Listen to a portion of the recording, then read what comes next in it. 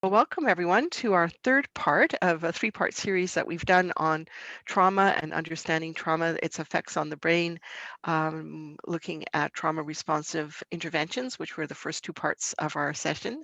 I'm Eva de Gosztonyi. I'm the coordinator of the Center of Excellence and also a school psychologist. And I have with me my two colleagues and co-coordinators of the Center of Excellence, Catherine Cora and Martine Demers, who are both Hi. behavior specialists and also work at Riverside School Board. And so today is the question and answer part. Those of you that registered had the option to send us one of your questions, and we have a couple of questions or three questions that were submitted.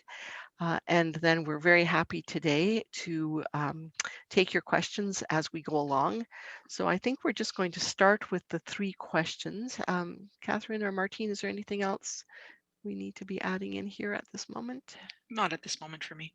I Okay, don't think so so. let me just I just want to remind those of you that are here is that we do have an upcoming event with using the book Reclaiming Our Students that Martine and Catherine will be hosting. Mm-hmm. And so that is Next coming up Tuesday. next week. Yes, yeah, yeah, and there's still time to register. All right, so here is our first question.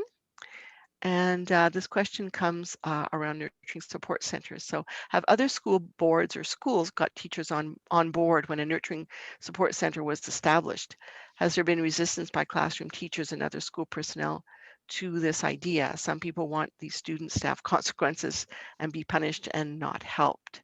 So Martine, you are going to take the lead on this one. hmm Well, I think there's a couple of elements in the question here that there's lots that we can talk about, but I think that one of the first things is whenever a nurturing support center has been considered in a school, is there has been a series of events, and it's often over a few years where different interventions are tried and a number of things are not working. And coming to a turning point or an intersection where people are saying, like, what we're doing is not working, we're not making headway, we're not making progress. And sometimes they even see that things are getting progressively more intense, more outbursts, more need for things like evacuating classrooms because we have students that are out of control, and really coming to a crux of, like, it's not working, what else can we do? But there needs to be that realization of what we've been doing, even though we've been working really, really hard and putting lots of time and energy into it, is like, we're not making headway. We are not getting the desired results of what we will, for what we're investing. And it's often quite a very frustrating experience. And people are saying, what else can we do? How else can we look at this? So we need to do that. And then there's that piece of what are we looking for? Where are we going to? And there is a number of things with the nurturing support centers is that we hope to have a good number, like a good chunk of the staff on board, but people need to see that what was happening was not working. People need to really realize that needs to really sit with them of and we need to not be going in for a quick fix, because really that's the whole big piece with the nurturing support center, is that we are going to look at um, reshuffling some of the resources, that there needs to be a space, there needs to be support from a professional from the board, the school team needs to come on board, there's professional development. We're looking at very much working from a developmental attachment focused approach. We're looking at interventions that will be based on neuroscience and that are trauma informed. So very in line with the presentations that we've just done, but we need to see this as a long-term investment. This will cause a shift. At times people will be questioning, wondering, is it really working? Because it will not be a quick fix. However, what it will provide is a safe place with a context that will be worked. The space will be worked to help provide intervention, and a place for a reprieve, a place to switch gears, and setting the conditions so that students can be safe, they can express their emotions, but with that, growth will come. So I think the key is that we're not looking for a quick fix. Has there been resistance? Sometimes there has been. Yes, there has been. And sometimes people are saying, well, this isn't working fast enough. And it's like, well, we're not looking for fast. We're looking for meaningful change. We're not looking to be sculptors where we can do quick fixes and we can shave things off. No, we are looking to be gardeners to grow the kids up. So we're not looking for acting, we're looking for growing and being. And that change over time takes a huge amount of patience, a lot of knowledge, investment, but also really believing in the process, believing in the context, working as a team. So all those elements can be quite challenging, but at the same time, when they come together, I've worked with different schools, and I'm going to say it's extremely rewarding. And to see that kids come to be able to name their emotions, be able to say, I need a break. I want to go to the NSC. I need to go there now. I need to go use my tools, or I need to bring some things. And all of those pieces, you're going like, oh my goodness, 3 months ago, 6 months ago, this kid was exploding. We now have progress. So the other part is that when we have students where we struggle in school to keep them in school, sometimes we're able to keep them in school, but not in class. So the NSCs also can really be a tremendous resource for the tier 2 and tier 3 students. I think those are some key pieces. Martine, can I just add a little something? Oh yeah, is please. That one of the things that we were hoping to do with this series, and with just all the things that we've done since the fall, is to give those of you that believe in this process the tools and the background knowledge and the neuroscience behind why. Because for the longest time, and I feel terribly embarrassed as a school psychologist that for the longest time we've been telling people children learn from consequences. Well, when I look at children developmentally, I realize consequences are just a small part. It's really about, as Martine says, the development, the time, the patience. And so we're hoping through the series, everything that we put up through Center of Excellence will make you feel more confident and sure that the steps that you're already taking are what is recommended by the neuroscience, by the research, so that you don't doubt yourself, because there are some people whose minds were never going to change. Right. Yeah. I think Oh, go ahead, I would just want to add with like one of the resource, like when you're talking of resources, Eva, is we can give people a heads up that we are actually in the process right now of kind of like outlining the roadmap for a school team that wants to be really looking at where they're at and how to use the different resources that we're offering. So this will become available at the start of the new school year. So we're actively working on that so that it's a very cohesive, comprehensive, but a very like a step-by-step into the steps of knowledge of pieces to increase, and that will be helpful as you grow, and that you can then bring those pieces to a team. I had two thoughts that came to mind reading this question. I think the first one is when Martin, Eva, and I decided to bring the nurturing support centers to the next level after we did our pilot project and trying to opening it up to more schools. We had come together to create this kind of checklist or sheet where people could think of what are those things that need to be considered when you want to open a nurturing support center in your school. And there are certain key things that need to be considered. I mean, a nurturing support center is not just a room. There's a lot more to it than just having a space available. There needs to be certain investment, and certain key people need to be on board. Administrators, for example. And so yes, I think that it's not just about saying, okay, I want a nurturing support center and let's make this happen. It's about let's look together as a team, and especially the key people that are there in the school. How can we bring this to the next step? In terms of the teachers, and this I actually got to experience live myself, being a witness in a school, is there's a way to get staff on board, the ones that are not the key people at the core running the nurturing support center. If they're not involved and they're a bit kind of afar from it, some people have a hard time understanding what the nurturing support center is about, and wrapping their head around it. And so I remember one of the schools that I attended to, they had created an open house. And so having the staff come and visit, have a chance to take a look at the different sectors, the sections in the room, the different materials, the thought that's been put through that. And even, the tier 2, tier 3 kids that are there a lot, sometimes it has happened that we've invited the parents to come and take a look at the space and to see what it is that we're doing with their children. And so sometimes I feel like that helps for staff to come on board, because then they get to see that it's not a playroom.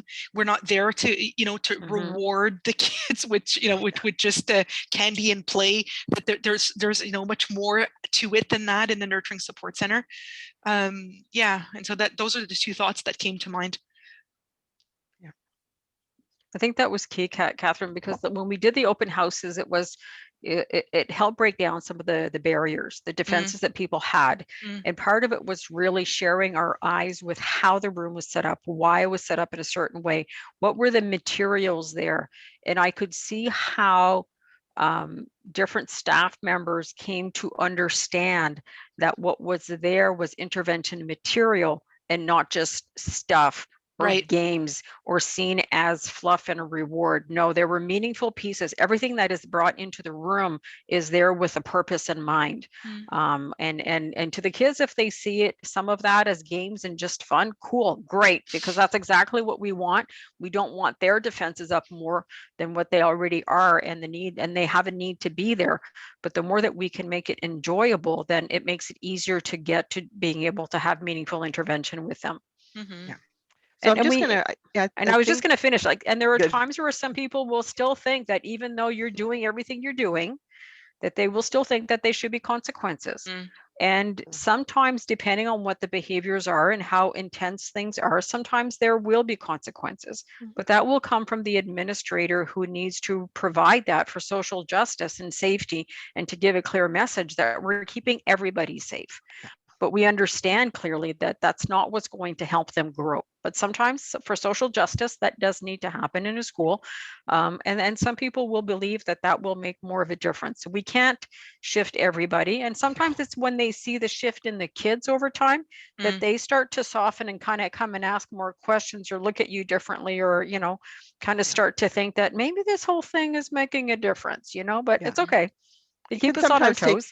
It can take a couple of years in some schools for people to see the difference that it's making. So I think for those of you that are involved in setting up either a nurturing support center or some kind of an intervention room where you're working alongside the children, hang in there. And if you can get people to watch our 1-hour recordings where we explain the why, all the more. And that might help switch some people's minds. But we also have to come to the, feel the sadness about the fact that we can't change everyone's mind, but we just do what we know is best. Yeah. All right, I'm going to move on to the next question. Okay. Okay, I'll read it. If we feel that a child is manipulating us to get time away from their desk, should this matter? Or should we still consider this a cry for some type of intervention? How does this individualized attention affect the good students who might want a break but don't necessarily need one? They won't always voice it if did. So I really appreciate this question, because it is actually multifaceted. There's a lot of parts to this question.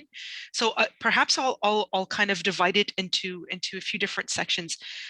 If I look at the first part, where we're talking about, if we feel that a child is manipulating to get some time away from their desk, should this matter? And I like the way that the question was posed, because the person has good intuition here. They are seeing, trying to look further than what's there. There's a part of me that believes that whether a child is conscious, or that they want time away from their desk, or whether the behavior is just coming out in a more kind of what's the word?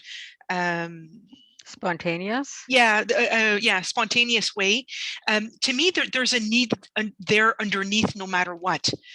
And so I think that we need to be careful about staying stuck in the mindset of a child is choosing to do this on purpose in order to get something out of it. Even if the child is conscious that they don't want to be at their desk, and that there is a need there for movement. There is a need there where the situation being at the desk is not working for them. And so I think it's about shifting our eyes, and about, sometimes wording is so important here. And so just keeping this in mind, like how many times I've heard students lose recess because they've done something that they shouldn't have done. And to me, recess just just like movement is something that a child needs. To me, this is a basic need, and should not be positioned as a reward or positioned as that they've done well, so let's give it to them. It's something that us adults, we need to be very, very generous about. And so if the child is at the desk and is moving, whether there's a behavior that's coming out because they're showing that they need to move, or that they're actually moving away from their desk because they just can't stay put, this to me is a cue that the child requires to take a break from whatever it is that's happening. And let's be curious. Let's take a step back and to kind of see what's going on in that moment. And I think it's about the context, but also about the child.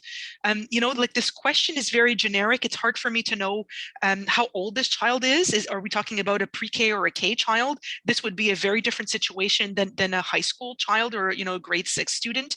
Or what context is this? What time of day is this? What subject matter are we doing? What activities there? And so we need to start asking ourselves these questions. What context is there in that moment for that child to want to move? And not all kids do well sitting down X amount of time. I think that's the other piece as well, which is a myth. We think that, in order to focus and to sit down and to perform academically, we need to be at the desk and to focus. And we've proven time and time again, a lot of classes nowadays are moving towards more of a flexible type of seating, where there's standing up and there's sitting on the ground, and we've got different options, and students can actually focus just as much as students that are sitting at a desk, and do just as well. And so I believe that it's about trying to see what fits for that child and what's the need underneath there. Before I get to the second part of the question, Martine and Eva, is there any other parts you'd like to add to that portion of the question? Well, I think for me, one of the pieces, like you're saying, Catherine, is that break, and having the big piece that I would see here is to shift the focus from manipulation to what can we offer, and like you said, the context of the room. But I think if we have options available within the classroom, the teacher's goal is they want to see the student on task. And I think the key is on task will look different for different students. So we can name that we have a block of on task time, but how are we preparing for that? How are we, are you in your best location for the next block of time? Do you need to shift? Do you have your tools with you? So part of it, again, is the age group that we don't know, but helping them become conscious of that is setting the stage. Like I remember with a grade 5 teacher with a very rambunctious group, she had alternate seating and alternate workstations. And she would say, we have a 15 or 20-minute block, and I need to know that you can put yourself in your best headspace to be in work mode. We're going into work mode. We're not going to be moving around. I will be coming to you.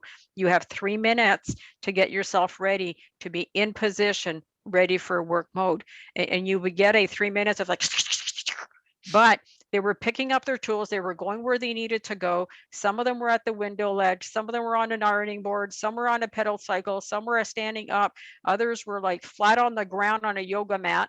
And some had clipboards sitting in the corner on the edge of the wall. And it was like, you had 3 minutes of like, and then it was like, okay, we're ready for work mode. I've got 20 minutes on the board. There's a timer and we're going. Good. If you need me, hand up and I am coming to you. So with her directives, it just made it really clear, but the students had options. So they would pick where they were going, and some were often in the same positions, but not always in the same places, same position. So even that made a huge difference.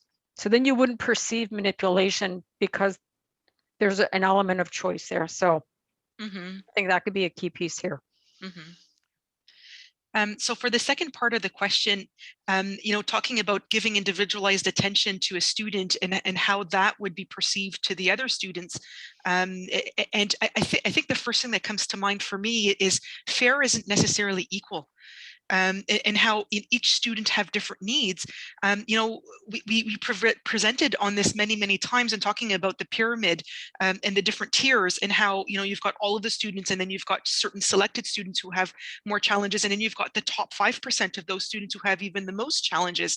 And remember, this Q&A that we're discussing right now is in the topic of trauma. And so of course, when we're thinking about trauma babies and the challenge that they have potentially, in terms of emotions, alarm that might make that they move more, maybe even sensory, and keeping that in mind. And so for a child who has sensory needs, or that is more easily triggered, emotionally, and needs to move more, giving them a more individualized intervention plan, for them to have different spots. The other child who is doing who is doing well without all of these interventions may not necessarily be upset with that, because they're too are getting what they need to their level. And I feel like sometimes teachers get into this position where they want to stay in charge and in control of certain things, and when some kids start piping up and pushing around certain buttons, we feel that we need to hold on to keeping the class at all the same level. And just the example that Martine was describing of this teacher who was, she knew what all the kids needed, and giving them some choice, but within the parameters.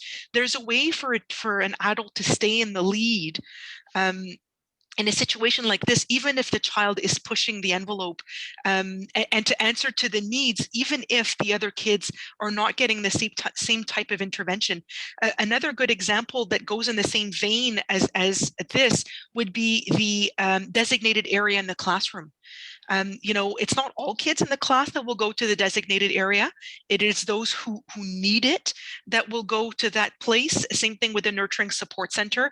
I know that sometimes some schools, what they'll do is they'll set up during lunchtime or after that they've eaten, a club to allow for some kids to come and visit and to spend some time there. But it's not open to everybody at all times. We don't have enough resources for that, and students don't need to have all of the interventions for no reason. There's a purpose behind, why we're putting certain things in place. And so for me, we don't need to shy away from giving different interventions to different students. It's not about fairness is equal. Yeah, we have to be willing, as the person in the lead, to also disappoint some of the children. Correct. But the ones who are generally able to manage the requirements in the regular classroom, I mean, we do need to remember to give them a little smile, to give them a little acknowledgement, to just notice them. But that's all many of them need. They just want to know is, even if they say, well, Miss, that's not fair.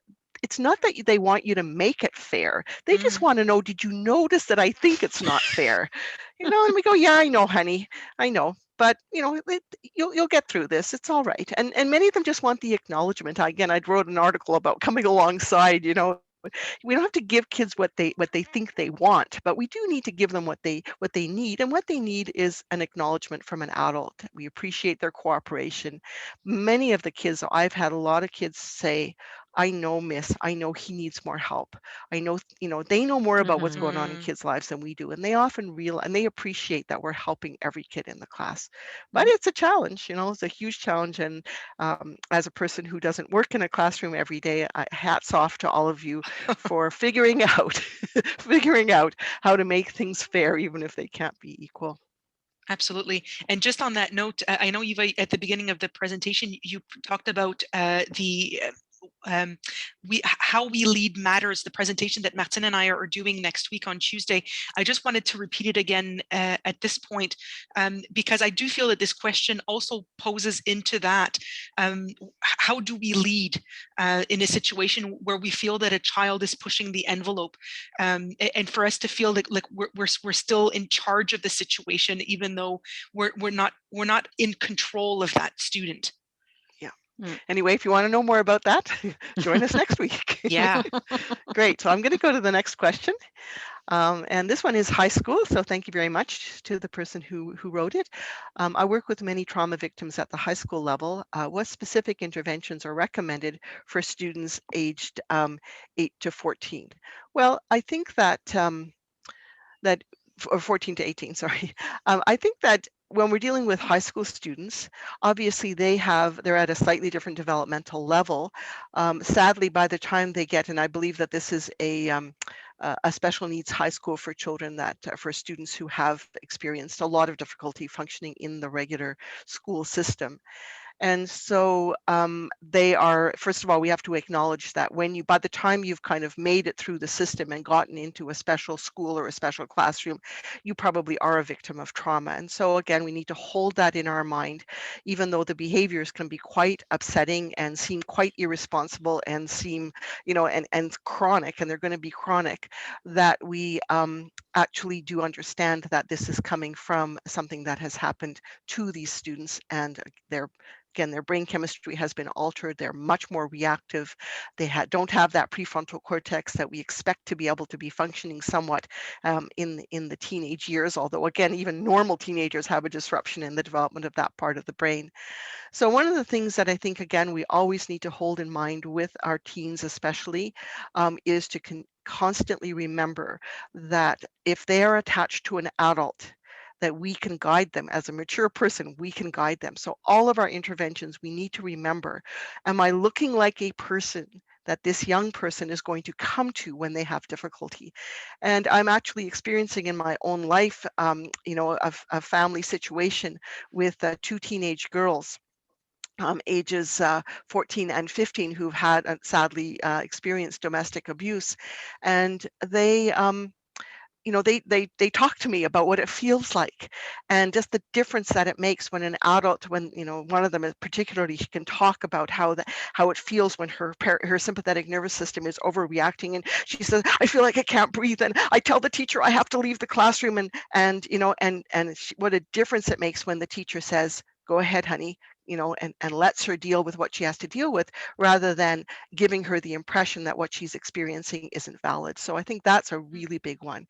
I think by the time um, a child gets to 14 to 18 years old, we can start talking to them about what's going on inside of their brain, the biochemistry of it, the neurology of it. Again, you've got to, watch and make sure that you're doing it in a way. But most teens are quite interested about how their brain works, and we need to normalize that this is not, that this is just something that does happen to people, but we can get through it and we can help you and so on. I think So we need, yeah. Eva, I just want to add in there when like in talking about with kids about their brain and how it functions, I think there's a part where it also helps them to, in a way, like socially grow them up, because you're seeing them as capable of handling that information. Like it's Yeah. done with care, but it's like, I know that you have an intelligent brain. Yeah. Because of what you've lived, your brain has a few workarounds, but those are good. Those are Yeah. good. And we've developed workarounds for different reasons, but I think there's a part where it's almost like like I'm old enough to be getting like more adult type information. I think there's a part where it validates them in what Yes. they're feeling and what they're living, but it's giving them something to hold on to that makes sense, that explains some of what they've been living, and I think that's a piece that they Yes. appreciate. Many times they'll say things like, I'm stupid, I'm horrible, there is something wrong with me, why am I? And so we help them understand that it's there, but it can be worked with. And yeah, exactly. Hmm. And I guess again, just all the little things, like processing things gently with them, not holding their behavior against them, understanding that if they could do it differently, they would, and letting them know that as well. I was talking to a Yeah. woman who works in a equivalent of a nurturing support center, and this little, well, it was a grade 6 student who had been quite unpleasant, and she said, but I know you have a kind heart inside you. And she said just those words just calmed him right down and opened him up to her guidance. Mm. The other thing as well, helping them to note small changes. Yeah. When you're in the middle of it, it feels like nothing has ever changed. But for those of you that have worked with a student, like from September through till now, you can say, well, remember in September when you came in and if Yeah. anybody said a no to you, you were just out of the door. And now you can handle little no's, like just showing them the little changes that they've made. Obviously, making sure that there is time and space for them to be able to calm their system down, because again, I think by the time you're a teenager, you can start to be able to let people know what you need and how you need it, and where you can go. So providing for those spaces. And then also just about providing options for emotional expression. And I'm going to let Catherine and Martine share some of that, because I think you had some good ideas the other day when we I were think talking. this is a huge area where, again, as you're saying, Eva, is they're able to speak for themselves. And what we want to do is provide, I think as much as a high school can provide different spaces, and types of activities that they can engage in, that they could make suggestions for, whether it's clubs or they go into drama, having open gyms that they can go shoot hoops or whatever it is. And it doesn't mean they gravitate to everything all the time either, the same thing all the time, but even for them to try out, and that there be adult supervision so that it's emotionally safe, that you don't get into like other peer conflict issues, but that it's an emotionally safe place to be, to express, to try things out, and to see what works and what helps you. I think that's huge. They need a place to explore where it's safe. Mm. The other thing too that came to my realization, and I see this, I think, more in my private practice than I do in schools, because I tend to be more at the elementary level when I'm working in schools. But it's not all kids. We cannot take for granted that all kids have the vulnerability and the openness and the receptivity to talk about what is distressing them. There's a lot of students who have a very hard time getting to the heart of the matter in a direct way, and so not taking that for granted and being very careful in the way that we approach things. There's some kids who just cannot go there. I've seen situations, I've had a client recently even who was avoiding seeing the guidance counselor because they didn't want to talk about it. And so how can we offer other mediums that is not just talking, where students can let it out? And I've seen so many beautiful things. I used to work at English Montreal for quite a few years, and I got the opportunity to visit all of the alternative schools, and I'll never forget, all of the amazing things that the staff will do with students. Whether it's through the sports, through arts, through, and so I guess the point of bringing this up is just encouraging you to continue doing what you're already doing. It doesn't need to be something so much more complex or so much, more. What's the word? It doesn't need to be extravagant. That's the word I'm looking for. Yeah. Exactly. Can be Exactly. And sometimes it's very simple things and tokens of connection, like bringing food in, sharing food, Yes. cooking with them, in whatever shape or form. But it's really that piece of, like, I was thinking, Catherine, when you said, like, not like they don't want to talk, and I've had with many students, especially the upper elementary, that I also work more the elementary, but I would say, I can't sit anymore this morning, so excuse me, can you like make sure you've got, like, tie up your shoes because we're going for a walk and talk. I need fresh air. And I would take them out. I mean check at the office, but it would be like, we're going out for a walk and talk, and I'm thirsty, so we're going to stop by the dep and I'm going to get a water bottle. Do you want something to drink too? But it was like, the amount of stuff that came out, I would not have had within the four walls. Yeah. And it would even come to, like, oh, could we go for a walk and talk again? Sure, I love that. So it would be that kind of piece where also we're out of the school, we're in a different way, but we're also side by side. We're not face to face. Right. And I wouldn't make it a point of everything we talked about was about school or about what's difficult. It would be about anything. And when they zoomed in, it was like, okay, we go on it, but we also don't stick on it too long, because it can't be that the bigger focus was always that. If it's too vulnerable, then they took, like, the defenses, kick in, and they don't want to talk. It's not always their best medium. Not everybody likes to talk. No. Good. And well, I'm gonna allow a little bit of time we had for a few other questions. Yes. The other questions. Yeah. Yes. Okay. So, Catherine, have you been able to Sorry? look at our chat here to see some questions? Okay. All right, let's go. Any tips if your team of interveners doesn't agree on the interventions needed for a given student, if some make it about themselves instead of the student? I think we kind of answered that a little bit in the first question. And again, two things we need to remember. One is that everyone right now is tired and overwhelmed and alarmed. And so all of these behaviors are going to become, it's just harder for people to have a broad way of looking at things. So we need to give a lot of space to that. And sometimes we just try and negotiate the least harmful thing for a child that's possible. Like sometimes we have to go with the team and we're not, maybe don't agree with it, but you'd be amazed how, what they started off saying that they wanted to do with this kid and where they've ended up might not be where you want to be, but it's way better than what the alternative was. So I think we just have to sometimes be happy for little victories and not always know that we aren't always going to change other people.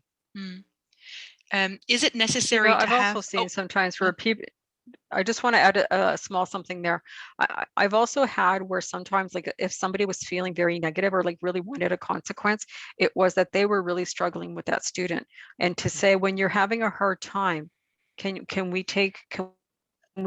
you have him come to us?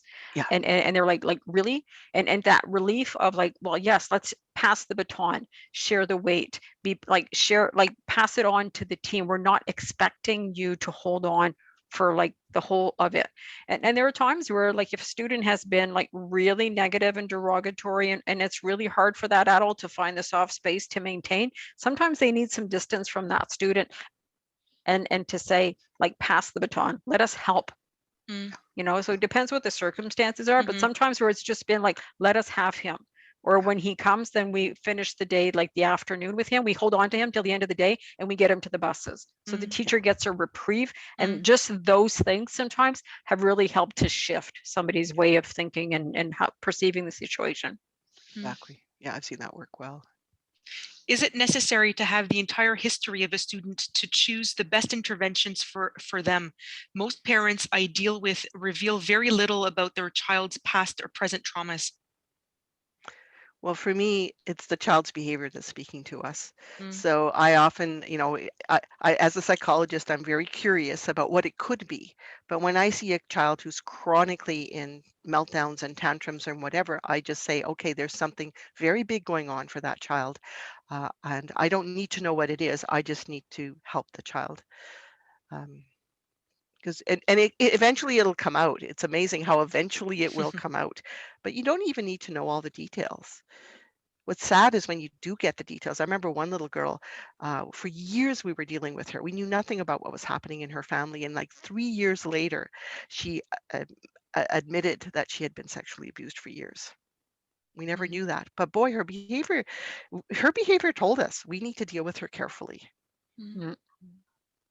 I was going to say sometimes, especially when it comes to diagnoses, sometimes, unfortunately, diagnoses can steer us away from our intuition and clouds a little bit certain things because of diagnosis. Vision. Diagnosis will give you kind of like a parameter of what professionals have believed is the symptoms of the behavior and how you should intervene with that. And so I don't know. I mean, I remember when I used to work at transitions, that high school for grade 7 and 8, and I would seldomly look at the file the first week or so. I try to make my own mind around a student before I would read the file. Yeah. Read the behaviors. We may not hear the words, but read the behaviors.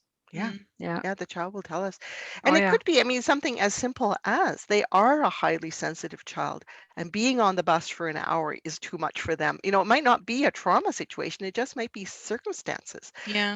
Some of the kids in our outlying schools, it can be as long as an hour and 20 minutes one way on the bus. I don't know about the rest of you, but I would not do very well in that morning when I got off the bus, let alone add in some family problems. So I think we just need to, just respond to, and when it's a milder problem, the child will actually improve much more quickly. They'll be able to tell us, they'll be able to, to communicate with us, whatever. When it's a more deep problem, it's going to be more rocky. Sometimes something will work, sometimes it won't work. And then we know that it's a much deeper problem for that child. You know what? One of the things I was thinking as you were talking, Eva, one of the things that I do as a school professional, thinking about the child in the context, I feel like the pieces that have helped me make sense of a situation or a student most is not so much their history per se or what's going on at home, but more looking at like the three prongs around them, and that being in terms of their maturity. You know, even if a child is older, in terms of emotional maturity, where are they at? In terms of their defenses, how defended is this child? How reactive are they to a certain situation? And of course, the context. Are they able to build relationships with the adults that are around? And so I often take those things more into consideration than the child's history. Yeah, And that exactly. helps me. Well, Yeah. and it's simple. Like sometimes I can't remember, Martine, you had that case of where the child was that group of children in that was it kindergarten grade 1 who were having a really hard time, and if you just looked at their attachment world, right? I don't know if you want Yeah. this is. So I was just consulting with for a class, and we have 3 students where they're like the high rollers, but there's been a big increase since March break, and one in particular. And it was just looking at, you know, like everything that was not working, but then we're going, well, what has shifted, what has changed? And was removed from the home. You know, and she was most attached to dad, less to mom, and now is in full care with mom. And but that the loss of that, and then the teacher left, and is on a leave. So it's just, I mean, it was too many gears got shifted that she can't cope. She's no longer grounded and doesn't feel safe where she's at. So she's going around like a little Taz because that's how her world feels. But could we give her a safe place to get some of this out? Can we give her lots of space outside so she's not rebounding everywhere on everybody? And can we provide that and be warm and inviting, and so that we can let her get it out without having consequences, because she was doing better at school, but the circumstances have just completely uprooted her. And it, you know, and the question that I was asked was, how can I get her to sit down and do her work? She was doing work before, but now she won't. Well, it's not about just sitting down. She can't sit because her body can't sit. There's too much in her that needs to come out. Well, her attachment world Yeah. basically has fallen apart, both Yeah. at home and at school. And I mean, again, I know that Yeah. for this is one of the big challenges our schools are having, is that with the pandemic and with people getting sick and with people just, you know, dealing with their own families and getting worn out, there has been changeover. I think there's probably been in some schools more changeover in staff than we're used to, and that has a huge Yeah. impact on the children. Mhm. You know, they've lost their attachment world when the teacher leaves, you know, no matter how wonderful the new person is until they've developed that relationship. And Yeah. then you have a child whose own attachment world has fallen apart. They're going to have a much harder time attaching to the new person who comes in. Mhm. Yeah. Yeah. Do we have other questions from people that are here today that they would want to open mic and ask a question? Yeah. Just raise your hand if you want. Do we have the raise hand option? They Yes, could I just think so. open mic right now. Or We're just, not a big yeah, group. yeah, yeah.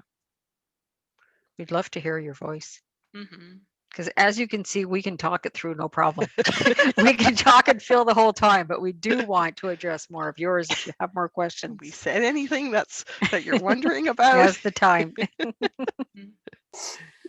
It's Mindy. I don't have any questions, but I just wanted to say thank you to you guys. I don't know if anybody ever stops and says thank you to you guys, because you've really supported us a lot. You're very welcome. And yes, we do get some very warm, heartfelt thank yous.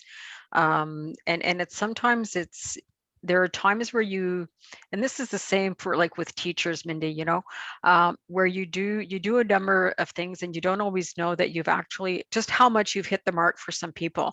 And I had an example of that this week where I got an email, and it was a thank you for a day spent, this is like a year and a half ago, on building emotions material with teachers, where the principal had released teachers throughout the day, and I was there, and it was kind of like a maker, like a make and take session that we did following a discussion, and the things that she had made with her students, and there's nonverbal students there, and how the students, the aggression has come down, but how even that got shared with a new student who came in, was in crisis, and went to get the emotions folder that she had created, adapted for her students, and that he went and shared with the other student so that student could express, and how he's been able to, they've even cool. set up now like a talking bar, like audio that he can press on, that they've recorded with photos, And I'm like, wow, I had no idea that that had made such a huge difference.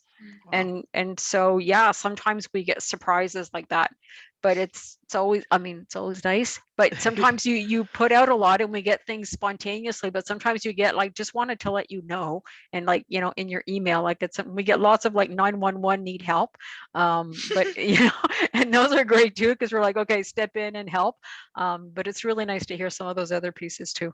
Yeah. You have a question Yeah. there. What are your top 3 games materials that you love using with younger students, K and to grade 2?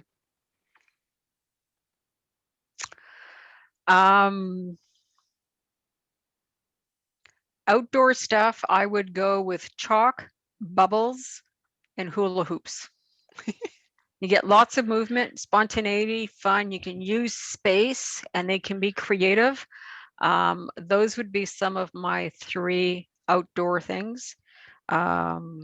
Indoors, I go to a lot of yarn stuff. People who know me, I'm very creative with yarn and I love to introduce that with kids.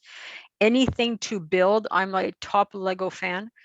Build, construct, and if we can get in some wood pieces, wood projects for kids, whether they're younger or they're older, I find to get their brains thinking and what can you create. And I love hearing young kids say engineer. I'm a engineer, you know, where it's like they're built, I'm a engineer. Yes, you're an engineer. But putting them in the lead in this way and to see what they come out with. Those are some of my top. Yeah. We actually have, Martin had put together this amazing Yes, catalog. STEM all the way. Yeah, with all the different activities by category. This is something, it's not on our website right now though, but that's something that we Building can and It'll creating. become Yeah, we should available get in that the up. Yeah. fall. But Yeah. it'll become available. Part of the resources that we're regrouping and putting kind of like our roadmap itinerary is there are different resources that we have created for the nurturing support centers, but are really applicable as much within an intervention room. But teachers could definitely take some of these into the classroom and community projects, that those will become more openly available on our members section that we're creating for the fall. So Yeah. Keep your eyes out. keep your The eyes other ones open. which I think would still be fun are Hannah Beach's two activities that we have, I think, in our resource guide. One which is the scribbling with music. You know, just put on music and just get the scribbling out. And then the other one is drawing pictures of your frustration monster. So again, anything that you know kind of just lets it out in a fun way, or dancing. And go big. Go Yeah, big yeah, paper, banner paper. Like, yeah, yeah. you know, when we're Exactly. talking earlier about, you know, kids needing to work in different positions, well, I'm one of those kids. Catherine and Eva know when we go into a new project creation, I use anywhere from 3 to 6 big 3M pads of Post-its, and you know, or like banner paper, and I just go at it with markers, and I see it from my head, download, and then I can go. But many of our kids function this way. For me, having this space is huge. I need it. Like, it just space and Yeah. color and tools to work with. Mindy's saying there's a new K program, and exploring is a huge part, so that Good. will help having more hands-on. Absolutely. really great. Yes, and Yeah. as we know, the development of that right hemisphere of the brain, it just needs experiences for it to develop, and that's what we need our key kids do, so they can bring that lovely right hemisphere to problem solving later on as they get older. Well, ladies, we are just about at the end of our time. Thank you everyone for participating. We really appreciate the questions, help us to know what things you're wondering about. This has been a really challenging year this year, and I know that for many of you, when things get back to a little bit of normal, you're going to breathe a sigh of relief and actually probably find that you have a lot more energy and ability to apply the things that are in your hearts and that you want to do with students. But everything is on our website. Re-listen to the recordings. Let us know what else you want, what you need in terms of materials and support, and keep looking for more things. We have a few more things that were up our sleeve for next year. There's a new project coming around. I just was in talking with Lucy yesterday. So watch out, ladies. K4, K5, emotions.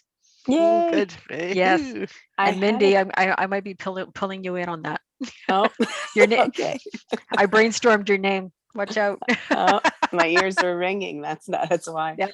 I just had a question about the recording. Are they always available? Like, is there a Yes. timeline for them or anything? No. Okay. No. No, Okay, as far as we perfect. know, they're always available. You just have to kind of root around the website because sometimes they're on our front page and sometimes they're somewhere else. But Okay. Catherine has done a wonderful job of organizing the website. So you should be able to, if you don't find the recording that you're looking for, you're going to find a whole bunch of other really interesting stuff.